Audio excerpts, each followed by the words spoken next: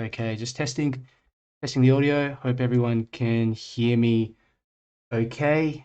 Let me know how this is. Testing. Oops, had the audio on the computer.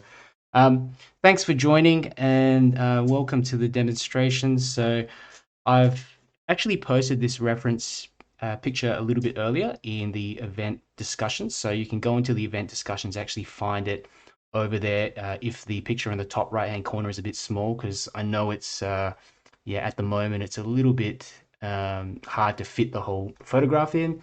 So yeah, I've done a little bit of the sketch already, and what I'm going to show you guys is basically my entire process, how to paint general landscapes. Here we've got a bunch of different things. We've got some buildings, we've got a nice sky up the top, we've got some of this, I don't know what it is, I think they're dandelions or bits of grass. The photographer might have got down a bit lower to take this picture. I thought it was pretty interesting and is an opportunity to practice some wet on wet effects. So I'll show you how I'm planning to get this stuff in at the front later. I'm probably going to change it a little bit too.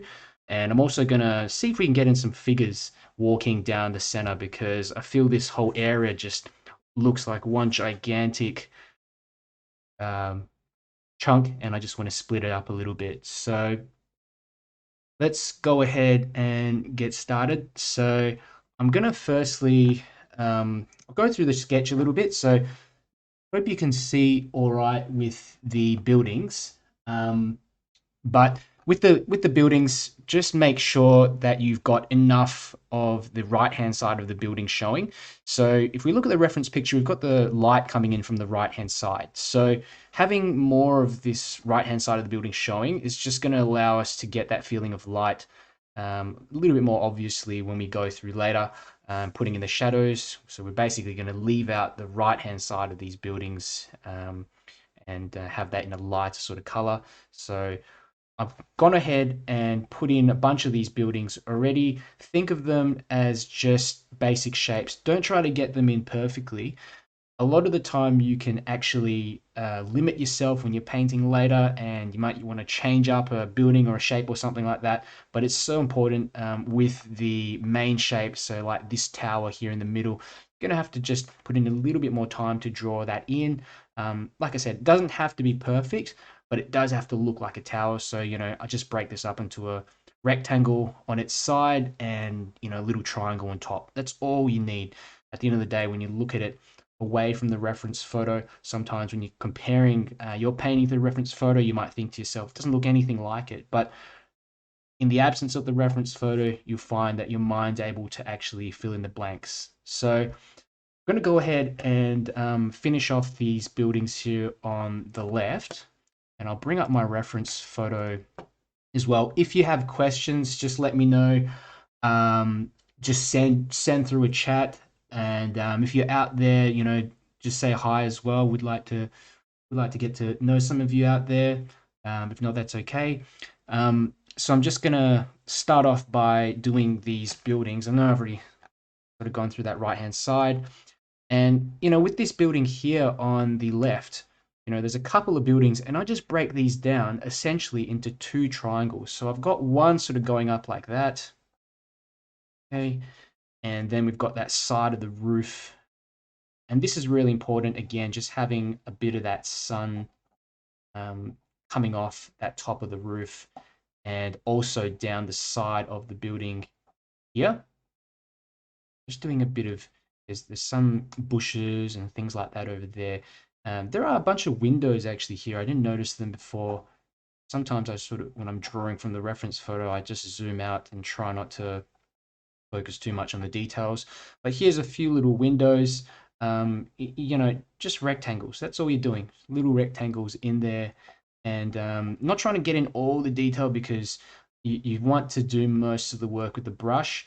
I find it just a lot more efficient and fun that way. Otherwise, the whole thing just becomes me a drawing. So I'm going to go through, so that there we go, just the side of that building. And we've got this one here that sort of comes in at the side, and feel free to move around some of these things as well. So you'll notice that a bunch of these buildings here I've changed around. I've made this one a lot larger. So definitely have a look and pick out some bits and pieces that you like. If you want to change things around, go ahead. But yeah, having these sides of the buildings is really important. We'll go ahead, get this one in here on the side. Okay. And this is for World Watercolour Month. And I've never actually done this before. I used to do, what was it, that Inktober a little while back. And I think I lasted about, geez, up to maybe the 10th day or something like that. And then I couldn't keep up. I was just really trying to get through it. And but these sort of challenges are really great because they really help you to go through and practice your watercolors. Okay, Shivs, thanks for the message. Yeah, you can still see the live demo later. So this is all being recorded. Once I finish up with it, it's just going to end and you'll be able to see it, no problem. Just go to I think you just go to the latest videos on the channel. It's also on Facebook. And I've been trying to stream to both at the same time. Today it's working, but the last time I did it, I had a lot of troubles. It would only connect to YouTube. So anyway, we'll go ahead and get started. So pop in a little bit of this roof here on the side, just a tiny little indication there. It's a kind of, I don't know what it is. It's just the front of the building and side of the building here like that as well. Yeah. And that's essentially it. Like, it's really not all that much else I need to put in here. Maybe, we've got these little trees coming up around the back as well. And, I'm just outlining where they're going to be. A really interesting thing I've noticed as well is just these mountains in the back. And I'm going to be using some of these mountains to bring out the light on the right-hand side of the building. So the reason is if you have a darker shape behind a sort of lighter shape at the front here, so these bits of light in the buildings, it helps to make those colors pop out a bit more. So I'm going to go ahead and give that a go. Let me just finish off this side of the building first. Just made that up. Okay. So with the mountains, I've actually I think I'm going to put them up a little higher than what they appear. So I'm going to go and just start off at the side, and I might get them to come in kind of around where these trees are here. Just go in and pop in some areas of mountains. Just have them kind of undulating, some going up, some going down, that kind of thing. Oops, a bit overdone there, but just making them a little bit taller than they actually are because I want to get in just this bit of light here on that right hand side.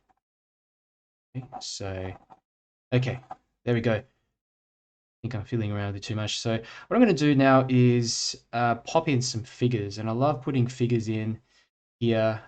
Just makes the scene look a bit more lively, a little bit more interesting. So we're going to continue on. Hey Yvette, how you doing? Must be pretty early. Must be pretty early for you at the moment. I hope the stream's going okay for you. If the stream's looking okay on YouTube. If it's lagging or anything like that, just pop over to the Facebook stream. So if you have questions, just let me know. Pop them in the chat. Otherwise, I'm just going to continue painting. Don't worry if you're interrupting me or anything like that. I'll do my best to multitask. And okay, so a couple of figures. We can put them here. I wouldn't put them in the middle. It's just a little bit too obvious. So I'll probably put one here.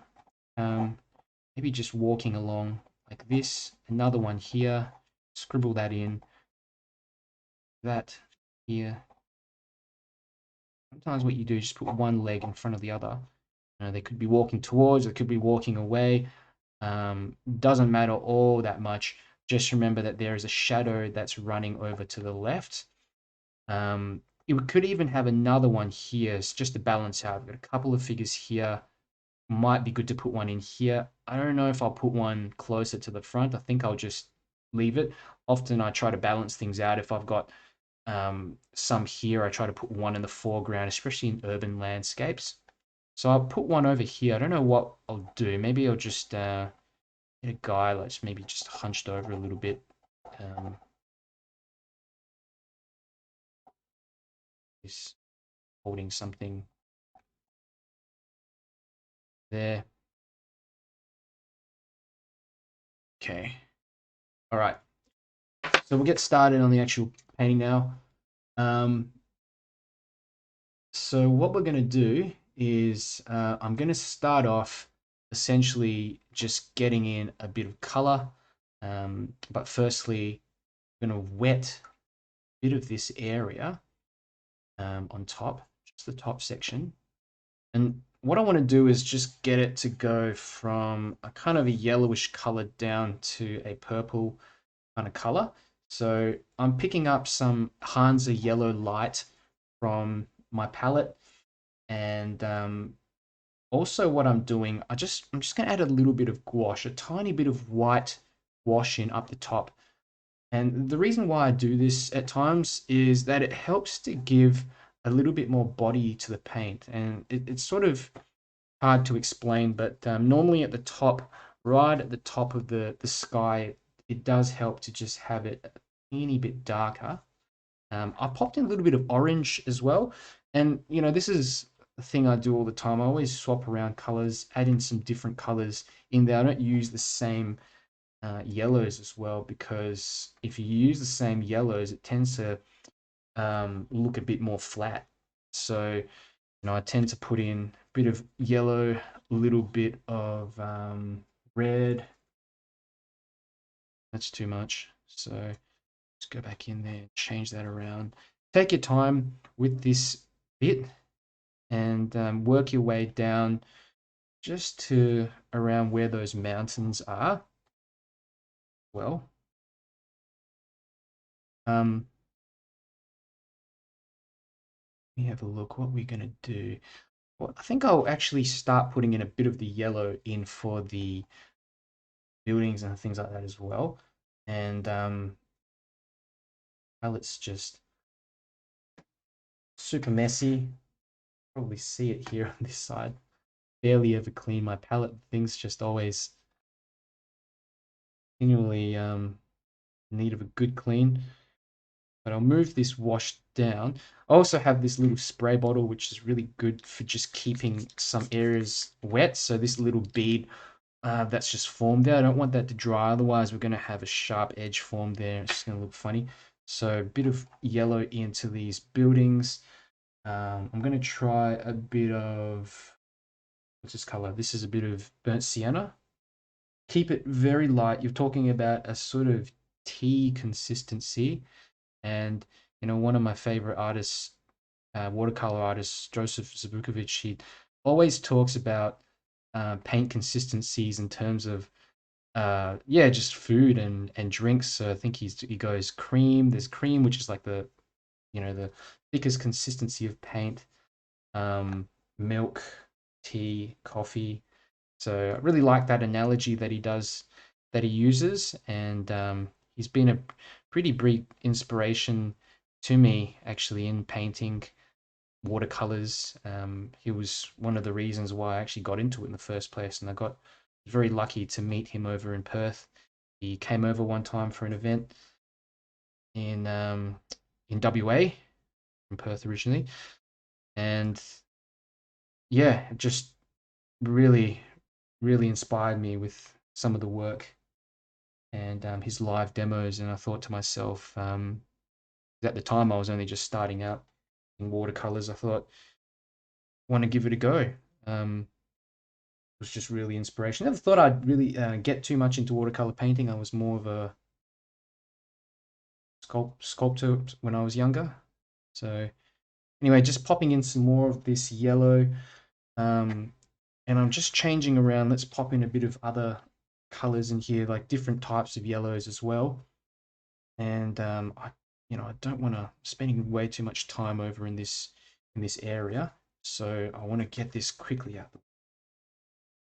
Don't want it all to be the same yellow, so that's why I'm going through with a little bit of burnt sienna in areas, just to vary some of these colors a bit. So while things are still wet, it's going to be fantastic. It's easier to do this. Tonya, hi Tonya. Need the line drawings. I can't draw. So there's yeah, I've uploaded the actual reference photo, but after the demonstration, what I can do is convert them into the line drawings for you and post them up in the discussions. It'll make it a lot easier. But yeah, sorry I didn't kind of have them for this demonstration. I was actually deciding whether to do this or another one before, and I sort of split second decision, changed and went with this one, but I will upload it afterwards. If you don't see it, just remind me and I'll do that for you later on. But appreciate you watching, and if you have questions, just let me know as well. Going back in now to the sky, and it's good that I kind of wet that area a little bit beforehand as well. And going through, you can just sort of spray that down again. Okay, re-wet that area. All right. The whole aim of this exercise is just to essentially get one consistent wash going through the entire painting. Okay, and I want some of this stuff to blend in. So in terms of these edges on the buildings here, it might be tempting to think, okay, I'm just going to go around it and chop around it, but that's not the time to do that now. We want some nice soft edges, some stuff that you can only do wet into wet. So I'm going to go pick up a bit of purple now, and if you don't have purple pre-mixed, just mix it up. Use a bit of red and a bit of blue, and you can get all different kinds of purples. Like there's more vibrant ones depending on which primaries that you end up mixing. So I won't really go too far into that, but I do like using a combination of different purples. So I'll mix up some of my own, and I'll also kind of add in some of the pre-mix stuff that I have on the palette. Anyway, so just what I'm doing, just going through and just creating a soft transition. This is very crucial part. I find this actually the most difficult part of watercolors, because you're sort of fighting against time, and at the same time you're so I'm going to go ahead, let's mix up a bit more blue. I'm using different kinds of blues, so I've got a bit of ultramarine blue, which has a warm bias. So you can mix that with a little bit of red, and you can actually get a more vibrant purple, as you can see here. So just trying to vary it essentially. I'm not so concerned about accuracy in terms of the sides of the buildings, anything like that. We're just putting in colors. That's all we're doing. These little sections here, this mop brush is getting a bit too small for me to pop in those details, because I don't want to go over the buildings yet. Just want to cut around a little bit and then allow it to blend in some areas. So just like that. Here at the bottom, we can go through, pick up a bit of this purple and drop that in. Just touch that edge, that little edge of color, that yellow. Just touch that and let it blend and let it do its thing. It's kind of one of the hardest things I find, self-control wise, that just to leave it when it looks good, or when you've got what you want it to look like. But it's not super important, this area, to get essentially it all correct because we're going to go over and do the mountains with one last wash in the end, wet on dry. So just pop that in and should be ready. And what we can do, you can also lift off a bit of paint. So here, if you dry the brush and just lift off in areas, you can get some of these effects like I'm doing here. And you know, it's always good as well to add in a few little clouds and things up the top.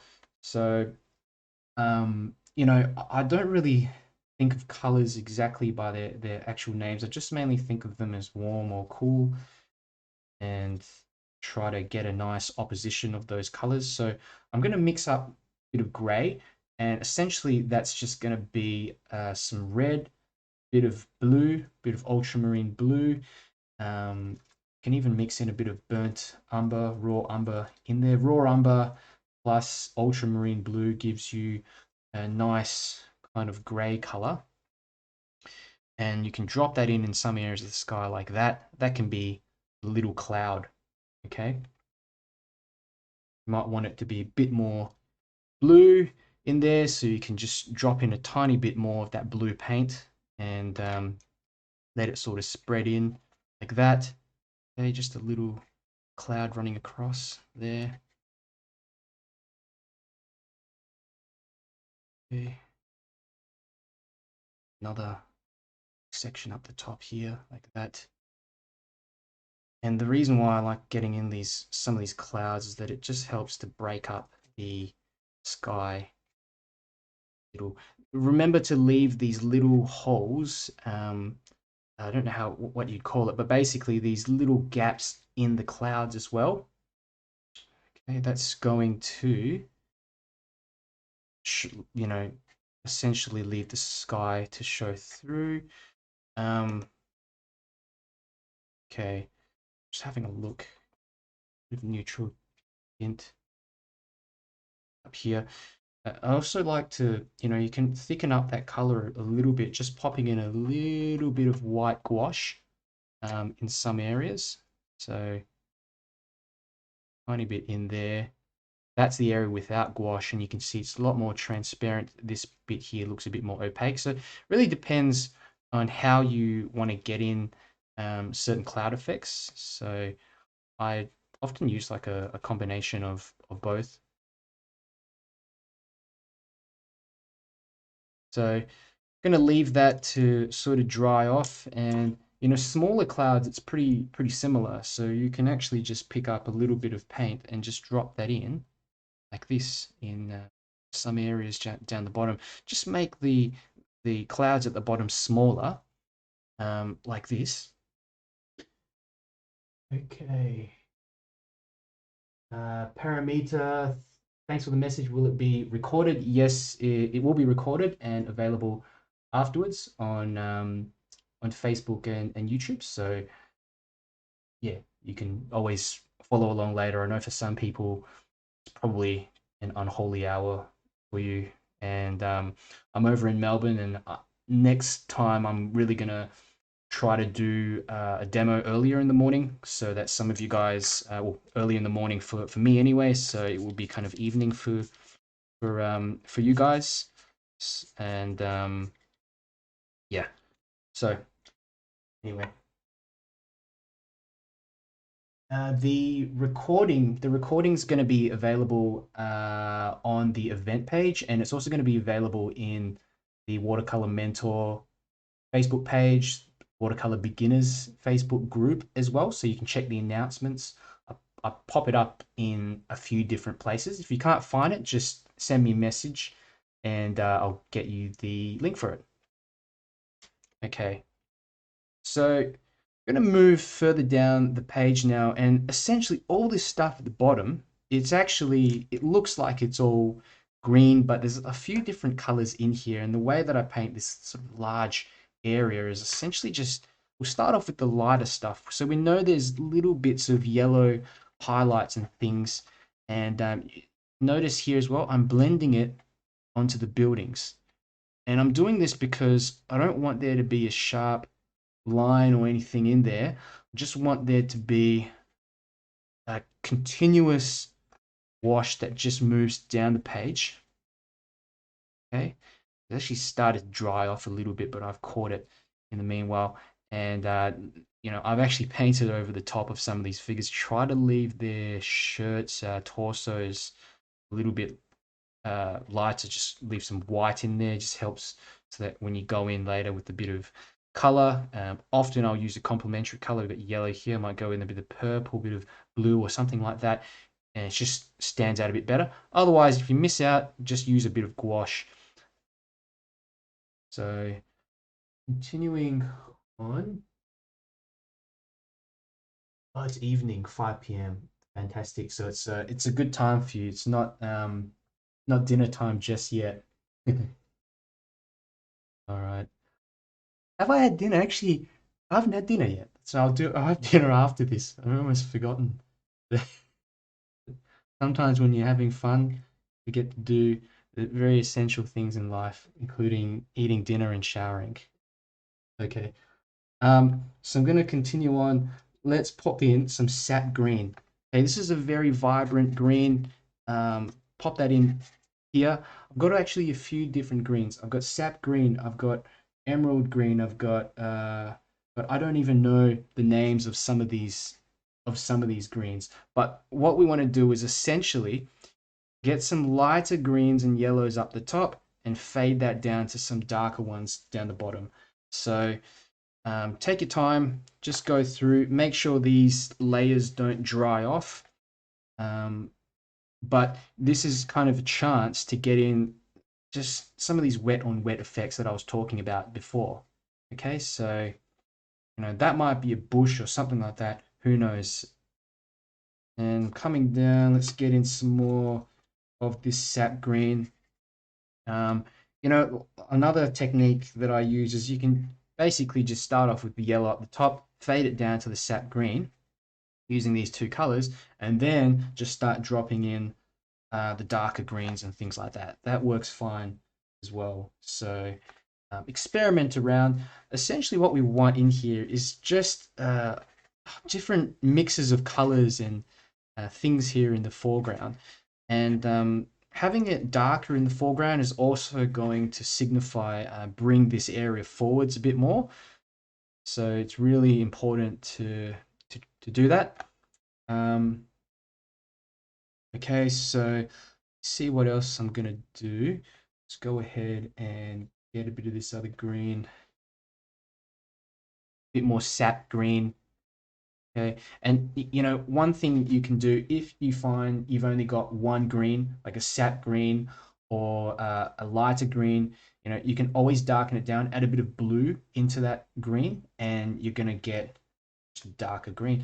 It often beginners start off with these palettes that have, you know, 30 or so colors in there, and with those palettes, to be honest, a lot of those are not necessarily. You only need about 3 or 4 colors when you're starting off.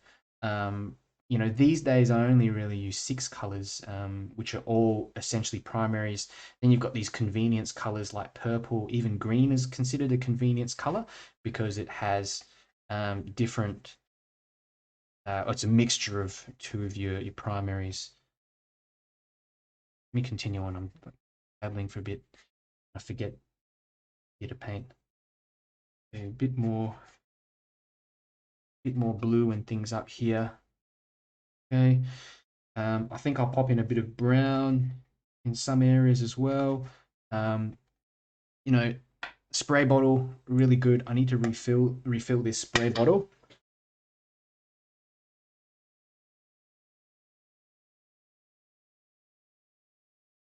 Okay, so just going to go through, give that a quick sort of spray. And if I get little bits of blooms and things in the foreground, you know, that's actually preferable. And a bit more that color, bit of neutral tint in here as well. We're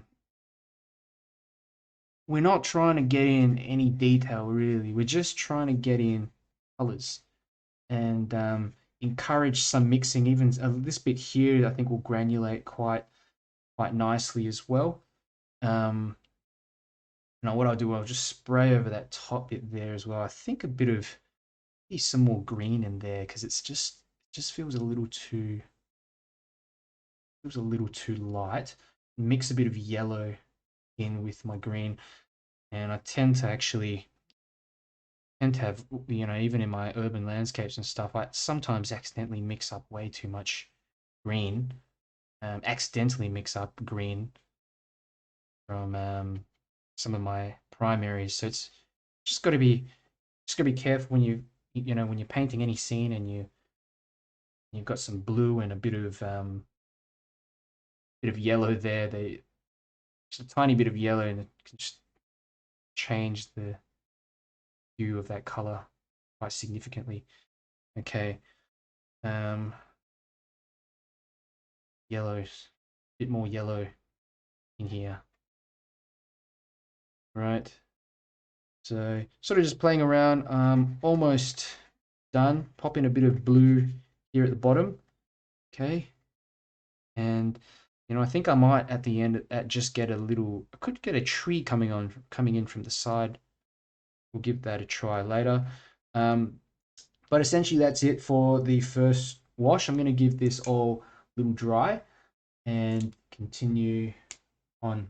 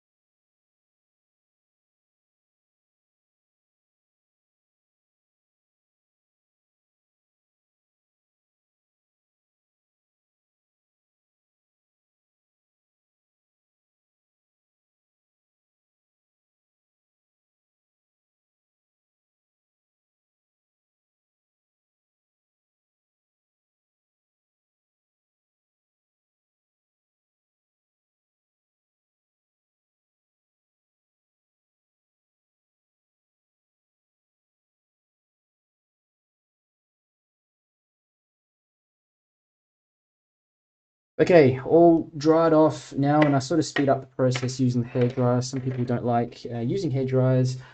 I don't mind using them. If I prefer, I probably just let it dry naturally, just so that the paint has time to spread out a bit more naturally. But if you use the hairdryer, it's not a big deal as well.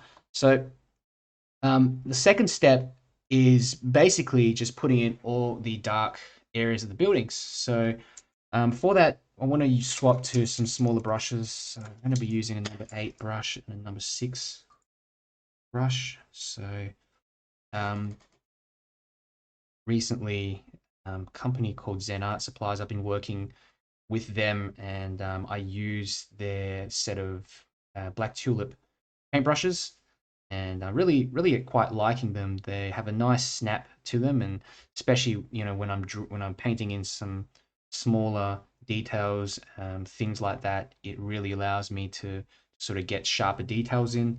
So it's really important to have you know, some brushes that are able to hold a fine point and also enough watercolors in them.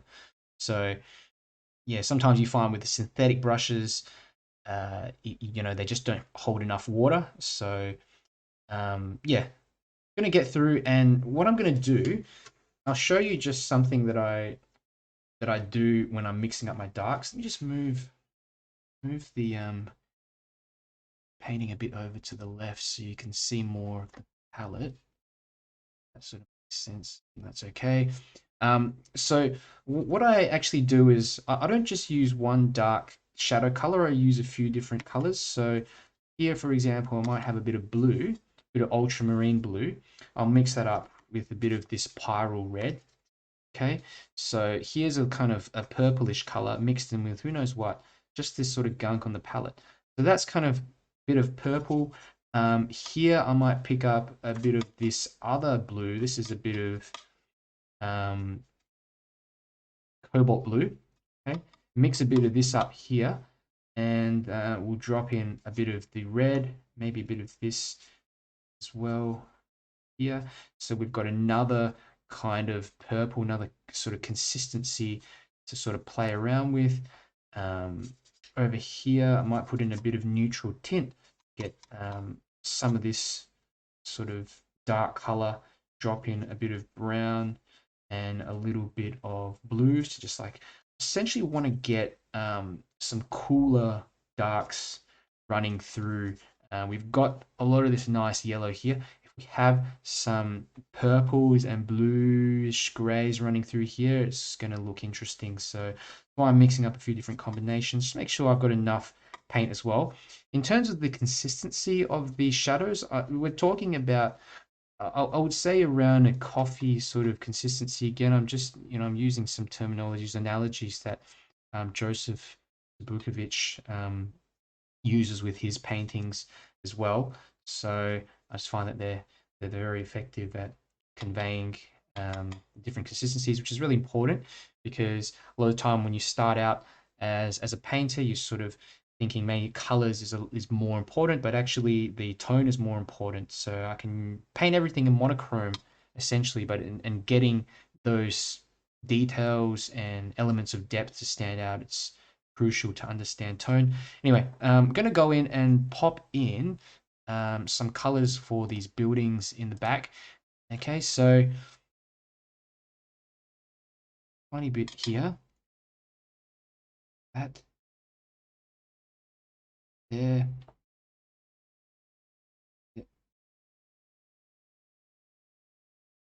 here, bring this down. And be careful, just leave that right hand side of the building. Okay, so to signify that there is a bit of light coming in. For the roof, what I'm going to do is mix in a tiny bit here, from running out of palette space, tiny bit of burnt sienna for the roof. And just drop that in. Okay, I'm going to let that kind of mix around it. But just want to do this in one wash like that. Don't want to fiddle around all too much. Just let it go in and this thing. Okay, just when it gets down to the bottom, I just darken a little bit further. So that's one side of the building. Remember that right hand side of the building is the shadow, the light side. So just leaving that kind of unpainted so we can pop in smaller details later on. So that's one of them. Another thing that we can do as well is essentially start getting in some of the trees and things here in the back. So here I've just popped in a tiny bit of sap green, and I'm going to use this to cut around this side of the house. So just over here, just cutting around like that. There, okay, and that accomplishes basically just allows that bit of light to sort of show through. You know, there's bits, maybe some bits and pieces here as well coming up. So there we go, just a little bit of color there. Whoops, it's pretty dark. I shouldn't have done that, but that's okay. We'll just let it do its thing. Go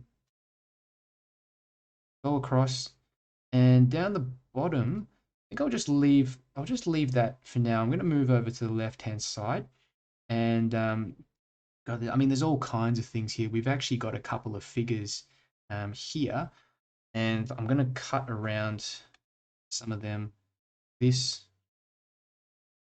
get in some trees or who knows what. There's something here. I don't know what that is. Just a little bit of shed or something there.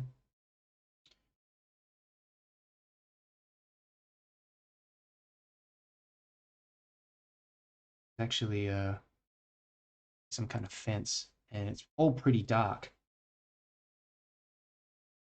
Cut around that head of the figure here.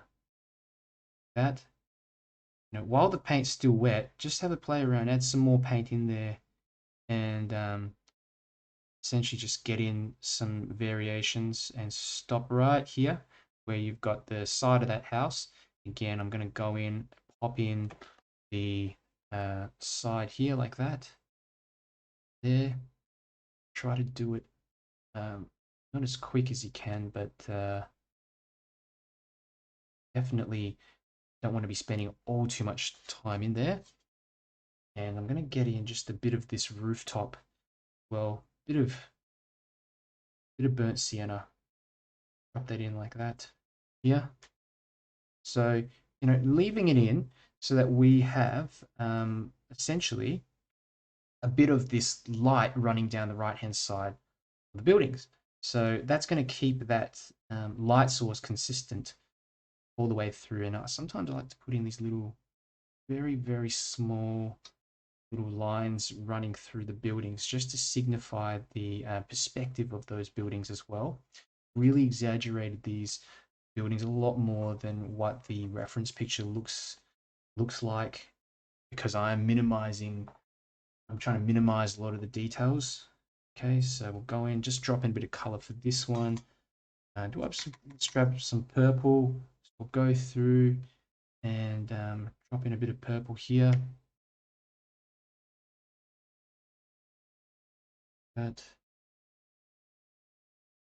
Getting in that side of the building again. Here. And the rooftop, let's pop in just a grayish color. Yeah. Okay. Very soft. Just really diluting that down. Water. Drawing this on here. Tower.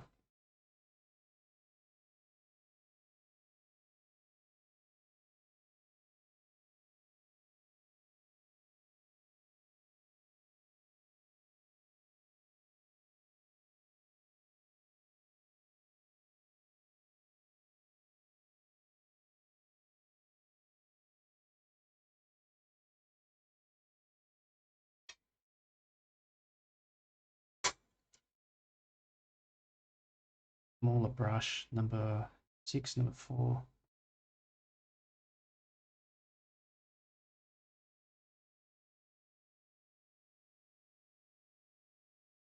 I think that will do the trick.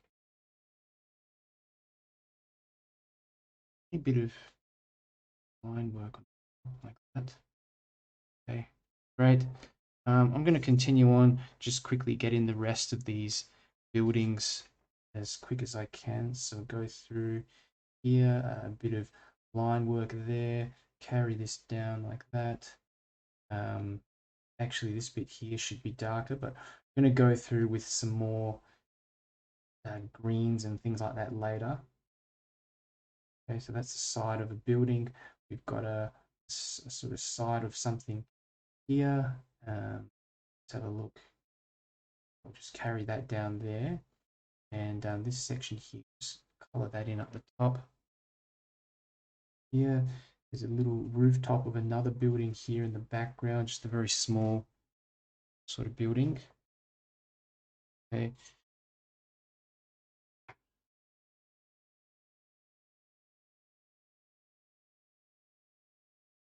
Okay.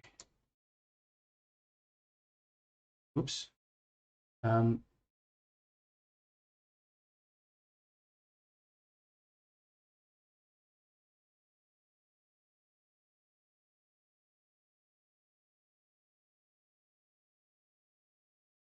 So just that side of the building here.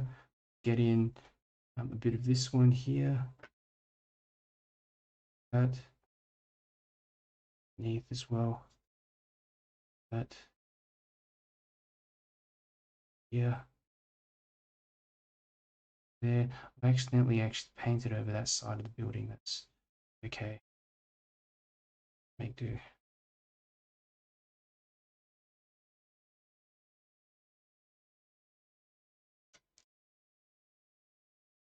All right. Taking a look at all the buildings, I think that's looking okay. To help bring out some of these buildings, I'm going to pop in some color, a bit of green behind them, some sort of darker greens, and get in some of these shapes of trees that sort of them to blend on well, like that. There, that's another one. Here's another one like that.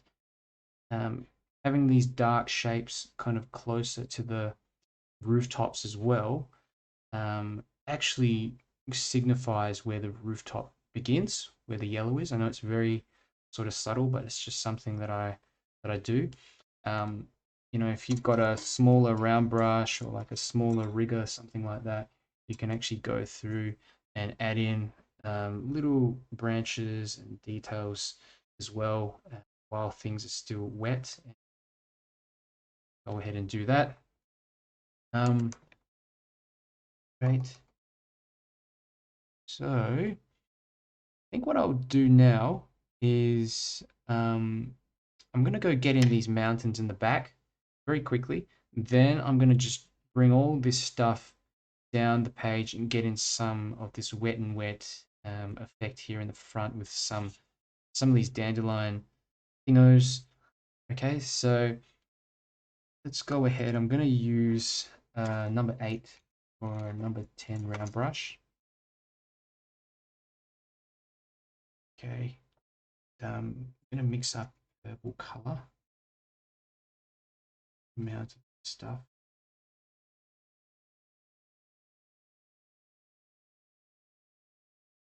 Just going to test that out. Does that look okay? Go around. I'm going to cut around these rooftops. This it mixes in that area. That's okay. Yeah, there. Cut around and pop that mountain shape in behind that.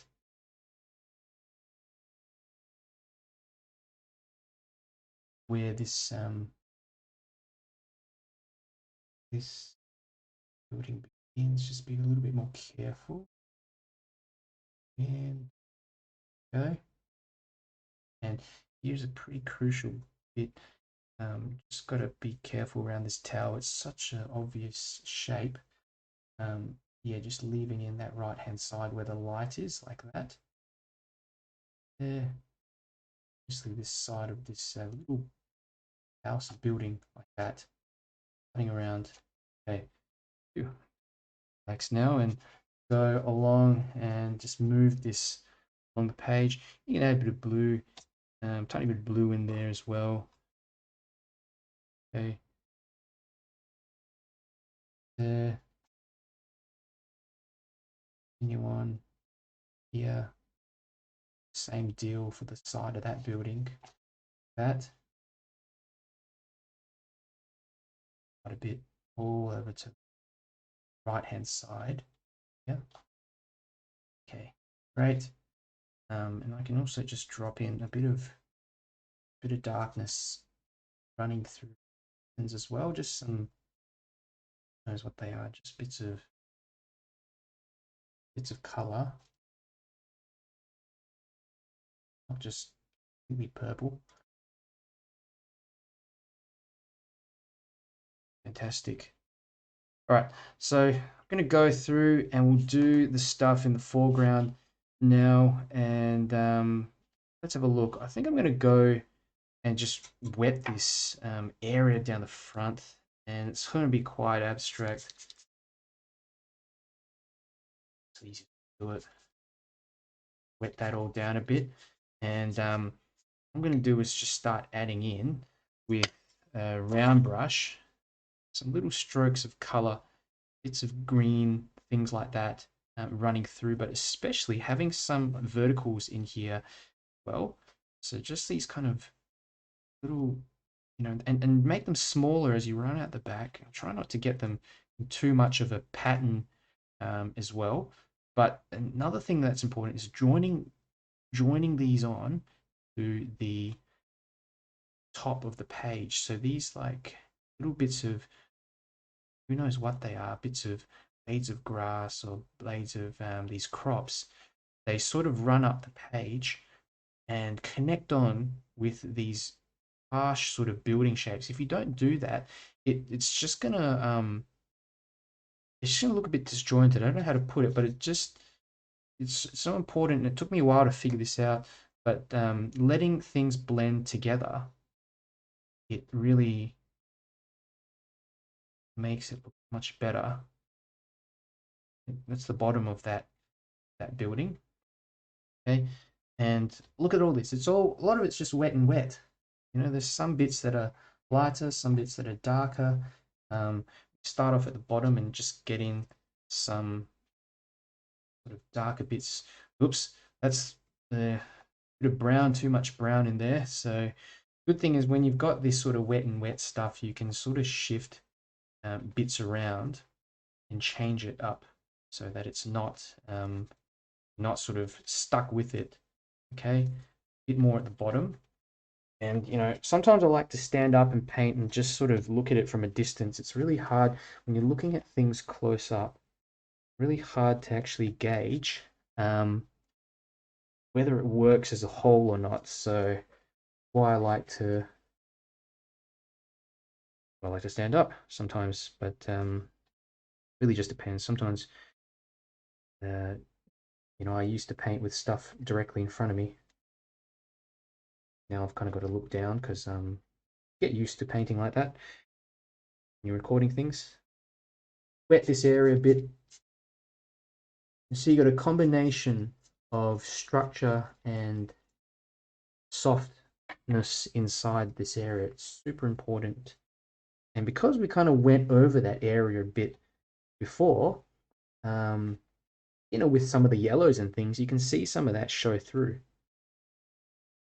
Okay, so keep going and varying your greens in here as well. I think it's super important. Okay. And, you know, here we go, just connecting up some of these little shapes here as well. The front, yeah. So just a combination almost of sharp and soft edges in there too. Instantly put in a bit of gouache. Okay.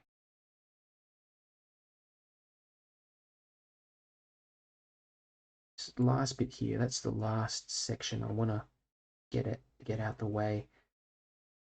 This little smaller, sharper edges at the back. Blend that down. Make a decision and then just go with that line downwards. Okay.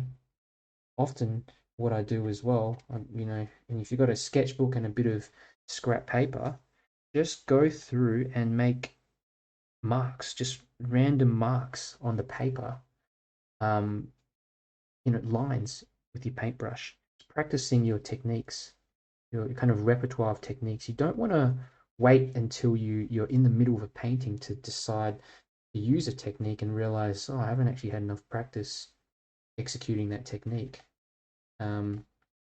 I've learned so much from just messing around in my sketchbook and seeing how watercolor reacts with paper. So you kind of after a while get a bit more comfortable knowing what will happen if you wet the paper a little bit, um, drop in some paint at a specific time. You can predict generally what happens. So, okay, really important for these things as well, just to let it blend in. Where you've got these areas of lighter colors, let it be. Don't go back into it and touch it, because that together everything just combines and becomes harmonious. The bits that you leave out in watercolor are just important. Not more is more important than the bits that you actually put in, because we can't remember in watercolors you can't well, you can add in white with a bit of gouache, but generally speaking, once you put in a dark color, it's almost impossible to lighten it again. You can go in, lift out paint, things like that, but this is just a little thing. So anyway, in the corners, what I've got here is a little bit of neutral tint, and I've gone a bit overboard there, but that's okay. I can sort of do some blending, and I'm just dropping in some neutral tint mixed around with my green so that I can just get that extra layer of darkness down the bottom in some areas. Again, just to emphasize that sense of depth in the painting. Okay, I've got all these little dandelions or things in here. I think what I'm going to do is I'm going to attempt to pop in a bit of white gouache in here. Look, it may or may not work. I don't know. But I think if we give it a try, I think it should I can get some soft sort of white effects running through. And what you can do later is actually once the painting's finished, you can go through and add in some more detail. So I'm just going to drop in a bit. Let's see how that works. Okay, doesn't seem to want to move around. Just give the page a little, little spray. I think I've run out of paint, a bit of water. You can also do this as well. These little bits of water that drop onto the page will bloom and should form some slightly lighter areas as well. Should really get a larger bottle. Refill that.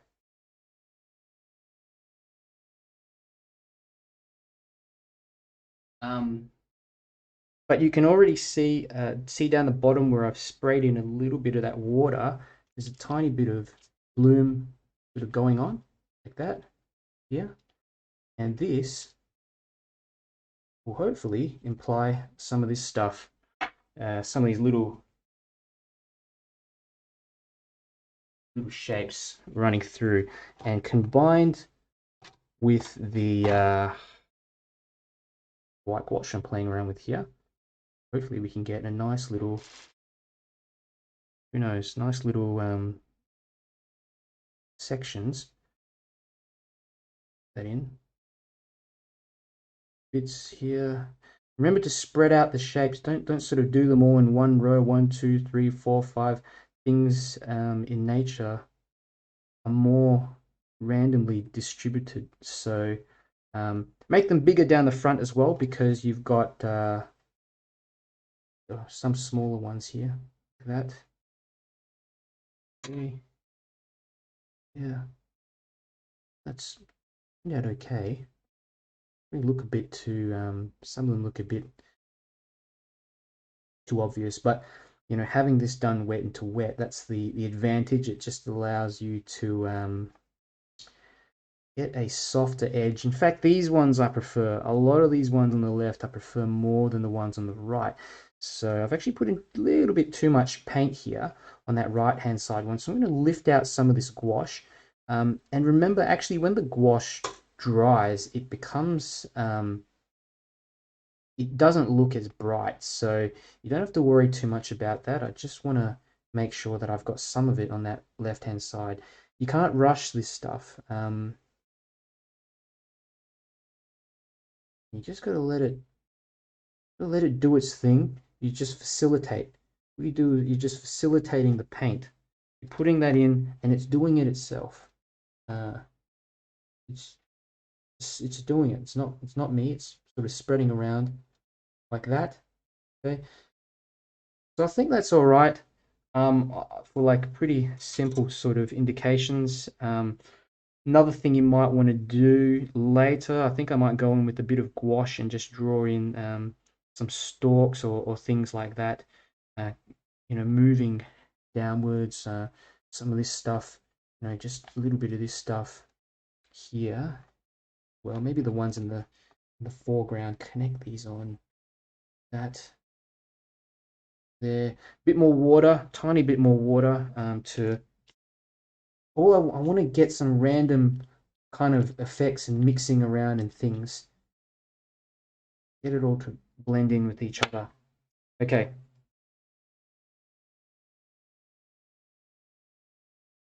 Almost done. If you have any questions, yeah, just let me know. I know there's a bunch of you watching on, so yeah, just let me know if you have questions. What kind of paper, what kind of paints you're using as well. Just drop me a message. So I'm going to do this last bit, and this is the basically putting on the finishing touches. We've got all the lights, we've got all the darks, but we want to put in a little bit more detail. So first thing I'm going to do is I'm going to start popping in a little bit of color for these figures. And we've got all this green around here, green and yellow. I think what I'll do is I'll use a bit of red because it's a complementary color. Not Christmas, but a bit of red will, I think, look okay here. Let's give it a try. A tiny bit of red for this fella. Okay. And I'm actually going to mix in a bit of other color in here just to muddy up this section.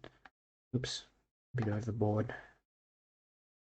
And the legs, I want the legs to blend in as well with the ground. This is going to be kind of difficult to get in, but I'll probably have to redo this a little bit later on, walking through this area. I'll put in a tiny bit of gouache later as well to help. And I think the one on the right, let's have a look. Maybe some. What can I do? Blue or purple? Doesn't matter. Just a bluish kind of color.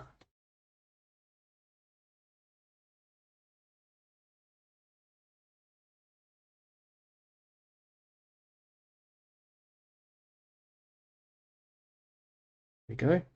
This one here, I like that blue actually. Let's do it. Get this one in, figure in there. The advantage of making your drawing a little bit more looser, you can sort of change it up as you go. And here we go. Just pop in the legs. Look at that.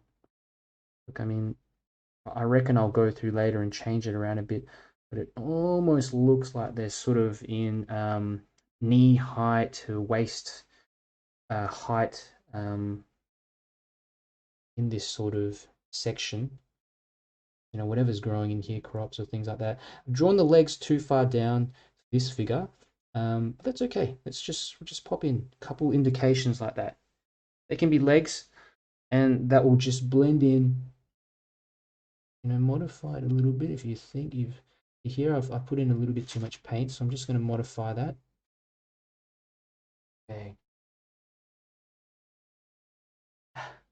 𝗪𝗘𝗙𝗑𝗓𝗓, it looks so easy when you're painting. You should see some of the stuff that when I first began. If you essentially I practice almost every day, and it's a lot of the times you don't, after practicing a lot of the techniques, like I was mentioning before, if you sort of use a sketchbook, a bit of scrap paper, and just essentially practice some basic brush strokes, wet and wet techniques like I'm doing here at the bottom, a bit of wet and dry techniques, just practice that continuously.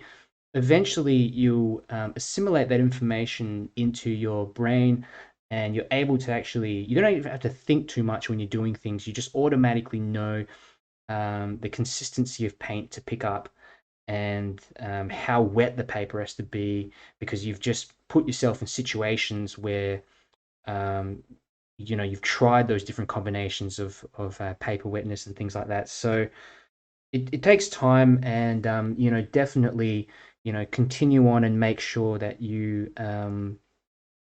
practicing, and you're having fun. Paint things that you enjoy painting. It doesn't really matter what you paint. Uh, every single thing that you paint essentially has um, lights and darks. There's different colors um, in them. So even all the darks, like blacks and things like that, they're not really blacks. A mixture of all different colors, tertiary colors. Whereabouts are you watching from, Rosalita and Precious Joy Lucas Palatinagis? Sorry if I butchered your name there. Can I view this live when it's done? Yes, you can. So I will. This will essentially just go up on Facebook, so that there's a Facebook page, Watercolor Mentor Facebook page, the Watercolor Beginners Facebook group. It's also on YouTube as well. So, I tend to blab a lot, blab on about it and post everywhere once it's finished. So you'll have no issues finding it. If you can't find it, just please let me know, and yeah, I'll send it out to you straight after. Oh, from Sweden.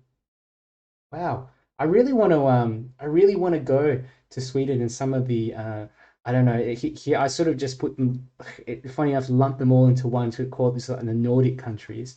Um, but yeah, just just to see the Aurora Borealis. I mean, you guys have such amazing sort of culture over there as well. So yeah, lovely to have you here. Thanks for joining. Watching from South Africa. Louis, Louis Thoreau, New Woods. I'm not doing very well with names today. Okay, South Africa. Fantastic. We've got people from quite a few different places. It's funny, no one from Australia watches. Maybe a few of my friends. Yeah, oh, there's a few people from Australia, but um, we're actually, I don't know if you guys are watching the news at the moment, what's happening in Australia, but we're all under lockdown for the fifth time here in Melbourne. So, um, yeah, I always think that being an artist is such a privilege at times like this, because um, you're just able to have something to, I wouldn't say distract you, but to sort of take you out of the situation, and forms a kind of release, I guess. So I always, I'm so happy that I've even got a few people that are, that are watching along, and that are benefiting from some of the stuff that I go through here. And I know when I first started watercolors, it was so much information out there, and then um, what I found was that it was hard to find some real time demonstrations as well, and explanations. So I really try my best to, explain my process, what's going through my head. I probably blab a bit too much at times, but you know, this is something I really like to do. I really love teaching and sharing what I know, and had some really lovely messages from people, just all around the world since I've started doing some of these demonstrations. But yeah, any questions, just let me know, and I'll continue on. I'm just basically messing around this bottom bit, and normally when I'm painting, I'm not going to be doing this for all that long. I'm going to stop now and go into these top sections here. So let's mix up some dark areas. I'm just going to get neutral tint. Keep it simple, maybe a bit of blue. Neutral tint, bit of blue. And what we'll do, we're going to dry off this brush a little bit on the towel. Okay. And what are you using for the flowers? A question from Rosalia. It is. So with the flowers, I'm just using a bit of white gouache. So you can get these in pretty much any art supply store. They come in a big tube, usually pretty cheap. Just get a good quality white gouache, and it's basically opaque watercolor.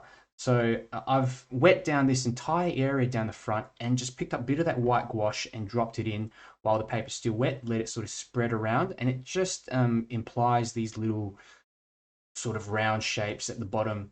And I could go through and draw each of them individually and that kind of thing, but I think that will just disrupt the harmony of everything. But you can make it work as well. Like having some detailed ones and having some soft ones really works. And I think after when I finish this demo, I might go through and just detail a couple of them a little bit more as well.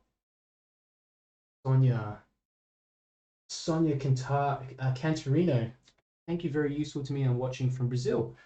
Thanks for joining, Sonia, and appreciate you being here. Hope you're enjoying and finding the demonstration useful. If you if you have any questions, feel free to drop them in the chat, or even afterwards if you've got questions, you can message me personally as well. I try my best to answer all my messages. I do get back to all of them eventually. Sometimes sort of after the weekend is over if it's busy, but always happy to answer questions and help out. So I'm going to get back into this section here. So neutral tint with a little bit of blue. Dry off that brush. This is a very thick layer of paint.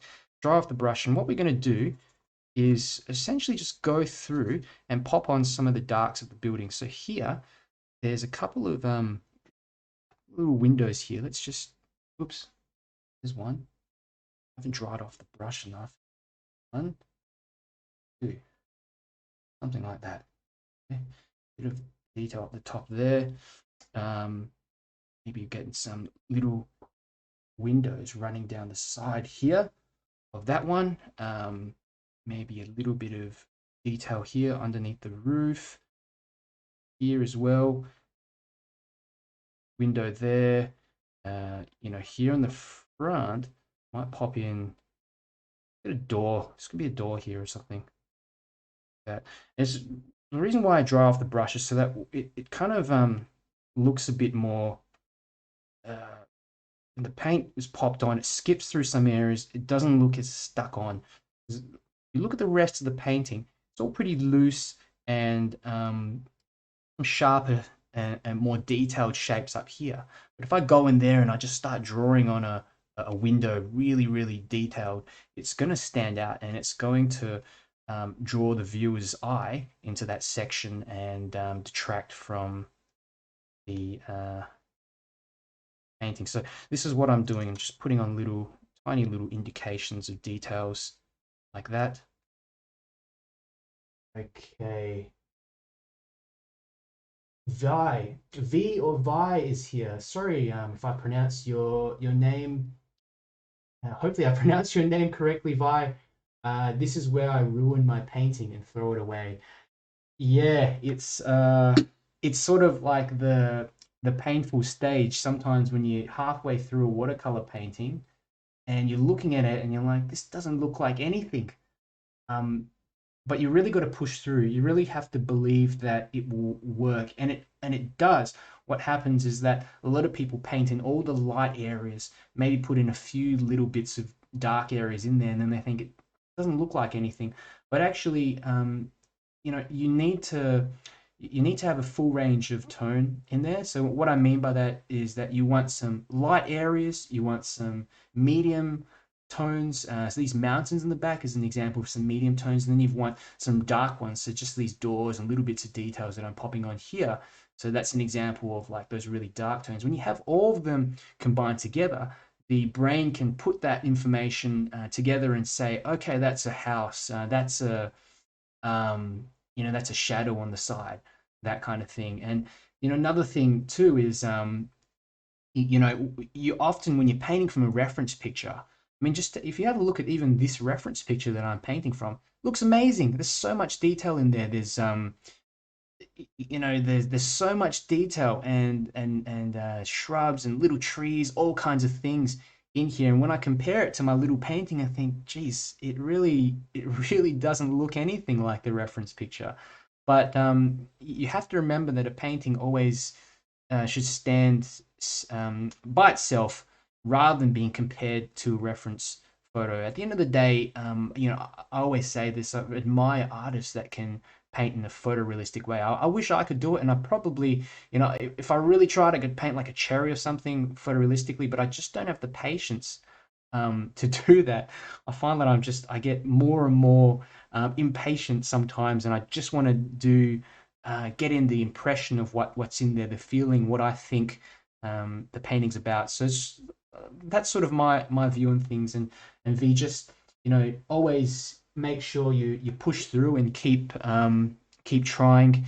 Eventually, you'll go to the end, and it will look like something. And sometimes you put the painting away at the end of the day, come back tomorrow, and then you like it. So many paintings like that. I think, oh, that looks kind of crap, and then I come back to it the next day. I'm like, okay, that doesn't look too crap. So yeah.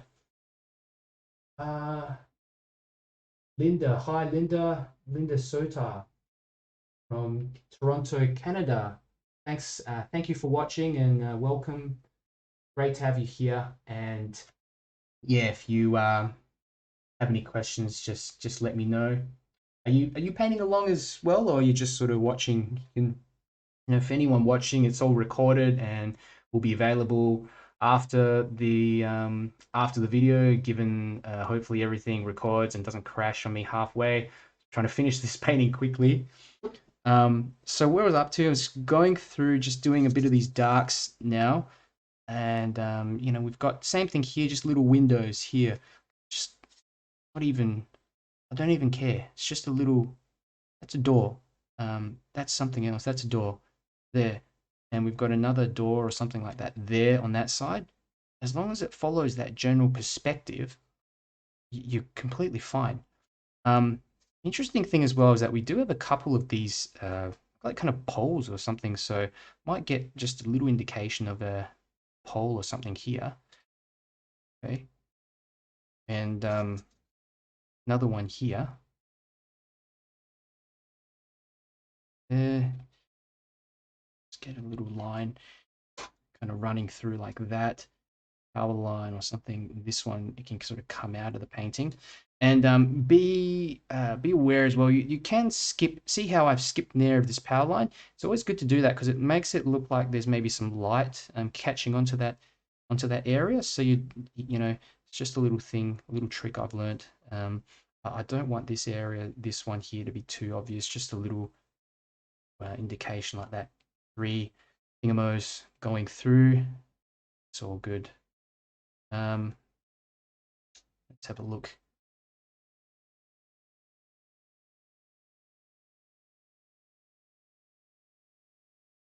Okay, your chat message from 𝗪𝗙𝗙𝗢𝗡. You did make a point where a painting carried its own identity impression rather than a close representation of the actual picture. Yeah, and that's a really good point. Like I said before, I definitely respect people who can paint in a photorealistic sense. But yeah, a painting should be able to stand on its own as well. I think the feed cut off for a little bit. Sorry about that. Hope you sort of got that, shock, and nice of you to join. And thank you for making that suggestion previously. You posted a suggestion on. I think you had a photograph of a kind of scene where there was more flowers, and not flowers, but like shrubs and trees and things like that more in the foreground. So that's why I thought I'd pick this picture.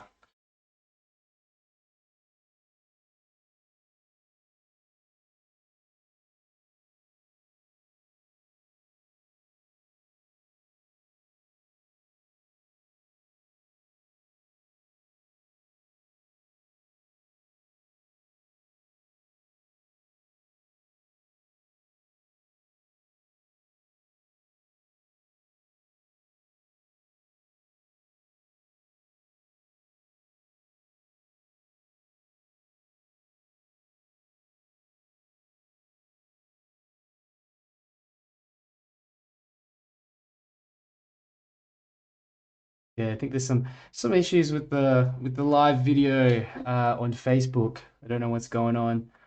It's all going to be available anyway afterwards, and I'll just continue on really quickly and finish this off. Put in a few little birds and things in the sky as well. So let's just go ahead and finish this one off. Another thing that I want to do is just pop in some little shrubs, some darker shrubs here at the base. Oops. Just on the base of the buildings, like that. Just using some green here. Okay.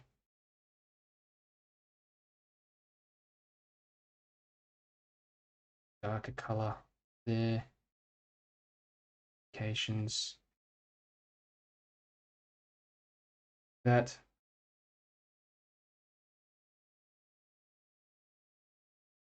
Okay.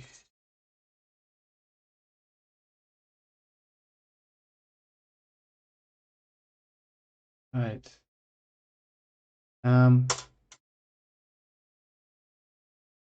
Put in a tree here. Smaller brush, just a kind of a smaller tree button through here. Probably get in some more detail for it later, but just a rough position of where it is, like that. Okay. Pop in a few birds in the sky as well. Here, there's one. Pop in another one here. Sometimes where I drip a bit of paint accidentally, I'll just drop in a bird where that is.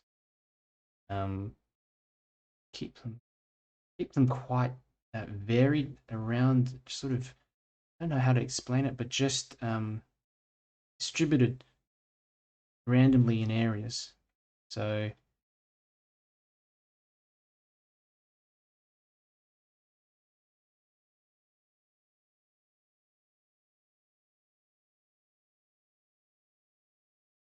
drop that in. Okay.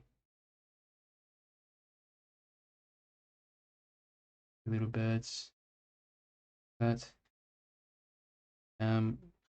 Heads of these figures, I'll put in a little bit of red, tiny bit of red. There's one head, there's another head there. And this figure here, pop in the head here. Okay. Pretty much almost done. Last thing, I'll just like to put in a bit of little white highlights. A couple on the shoulders. Yeah, for these figures. The head maybe here. Yeah. Okay. And I think I'll leave it as that. Thank you for watching, and see you next time.